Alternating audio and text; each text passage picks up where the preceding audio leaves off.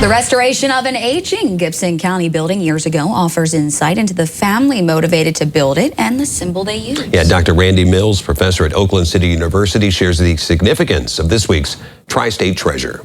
This is the oldest building at the university. It was the home of one of the founders of the university. He gave the land, he gave his money, he gave his support. That man is James Cockrum, namesake of Cockrum Hall on the Oakland City University campus. During the 1960s, in the late 1960s, when the last survivor of the family died, it was given to the college. Since that time, it served as a music school through the 1980s before being abandoned and eventually occupied by the homeless. The building's condition soon soured, and steps were made to restore its beautiful brick. However, there was talk about tearing it down. In the end, Cockrum Hall was saved and listed on the National Registry of Historic Places.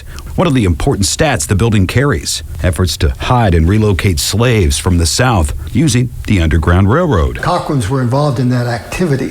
However, they came from a culture, of a Southern culture, where they had to do it in secret. James's son, William Cockrum, would fight for the North during the Civil War, eventually being captured. And his time behind enemy lines did not change his opinion or efforts to move newly freed slaves when he returned to Oakland City. And there's a reason for that, too, in that Cockrum, the son, wrote the definitive book at the time on the Underground Railroad. Nobody was writing books about the Underground Railroad. There was one African-American editor that did, but there weren't any whites because it was against the law, and in this region along the Ohio River, a lot of people were pro-South. And it's not the only time the Cockrums would bypass the law, as the temperance movement motivated them to burn down bars and unlicensed speakeasies in the region. They kept the saloons out of Oakland City until they tore down a saloon that came in legally, kind of snuck in, rented a house, and started selling liquor. Those ambitious moves would have them